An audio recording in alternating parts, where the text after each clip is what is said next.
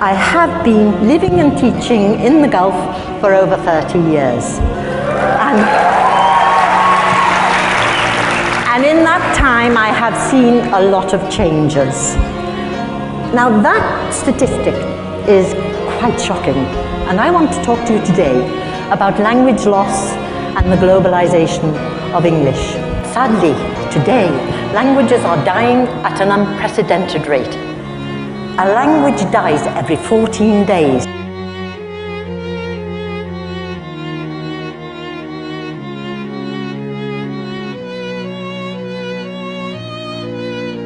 Linguistic diversity is under threat. More than half of the 7,000 languages spoken in the world may die out over the next few generations. This loss not only erodes individual communities and cultures, but more broadly, the very makeup of our societies.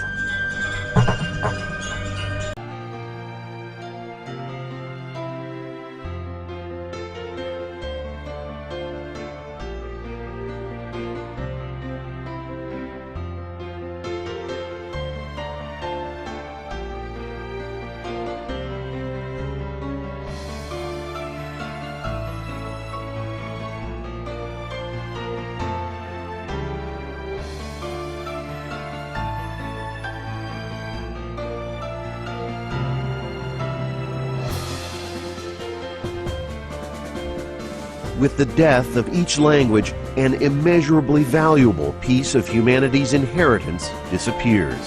When a community loses its language, they really lose their history, they lose their connection to the past, they lose all of the wisdom and knowledge that has been accumulated through the centuries about how to live in a sustainable manner on this planet.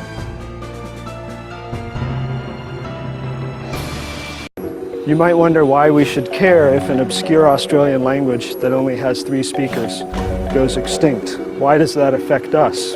The knowledge that those people possess is unique. They've been here long before humans populated Europe. They have intricate knowledge of plants and animals that may not even be known to science at all. Most of this knowledge has never been written down anywhere. You can't find it in a book or an encyclopedia or a database. It's only in people's heads. If that knowledge evaporates, then we've all lost something. We're all impoverished by the death of a single language. As a linguist and as a scientist, I feel a real sense of urgency. People travel around the world to see things that they think are ancient. The ancient in Australia is not in the seeing, it's not buildings or monuments, it's in the hearing. To hear the wisdom from the mouths of the last speakers of these nearly extinct languages.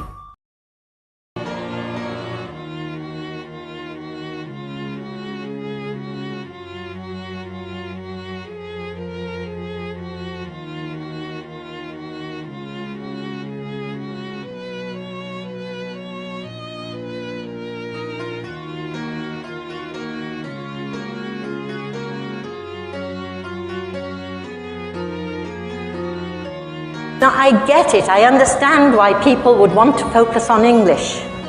They want to give their children the best chance in life. And to do that, they need a Western education. Because, of course, the best jobs go to people out of the Western universities that I put on earlier. It's a circular thing. Okay. Let me tell you a story about 2 scientists, 2 English scientists. They were doing an experiment to do with genetics and the forelimbs and the hind limbs of animals, but they couldn't get the results they wanted. They really didn't know what to do until along came a German scientist who realized that they were using 2 words for forelimb and hind limb, whereas genetics does not differentiate, and neither does German. So, bingo, problem solved. If you can't think a thought, you are stuck. But if another language can think that thought, then by cooperating, we can achieve and learn so much more.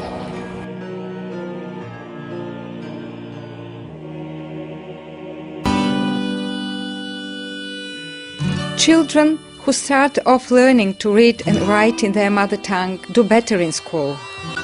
Literacy programs in mother languages bring learners the self-confidence they need to participate in their communities and make informed choices.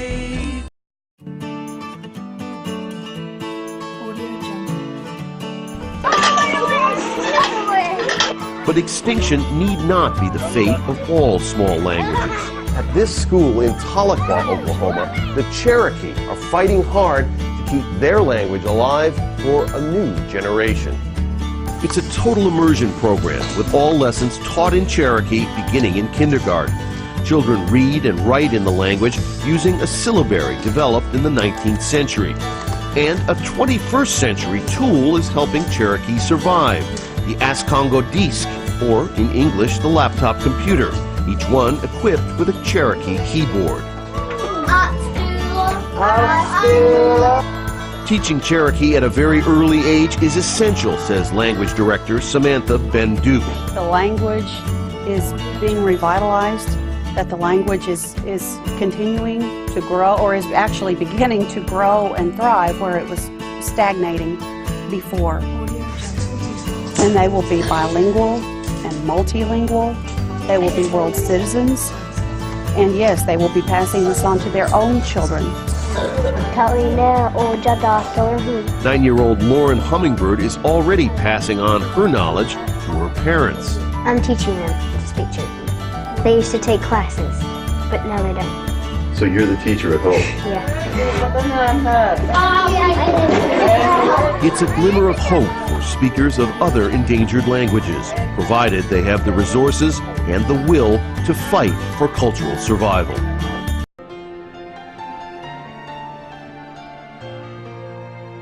For all those of you who thought Scrabble was an English language game, well, digest this. India's first vernacular game is helping those who have trouble learning Tamil build up their word power, the fun way.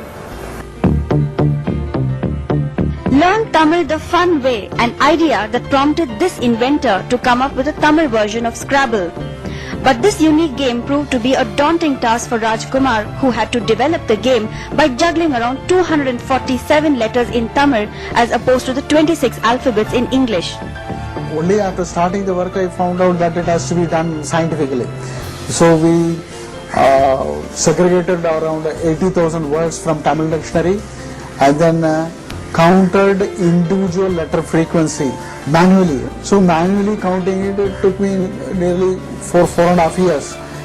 441 squares, 186 basic letter tiles and 86 symbol tiles complete this Scrabble board. This mind sport is all set to score more brownie points on an international platform as well, where the game will be promoted among the Tamil-speaking people of Malaysia, Singapore, UK and the United States. We are developing it in all languages, Kannada, Telugu, Hindi and Gujarati, Marathi, Malayalam, in all languages the concept is ready.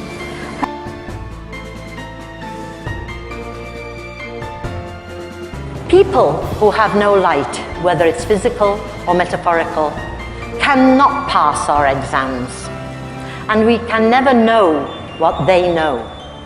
Let us not keep them and ourselves in the dark. Let us celebrate diversity. Mind your language. Use it to spread great ideas.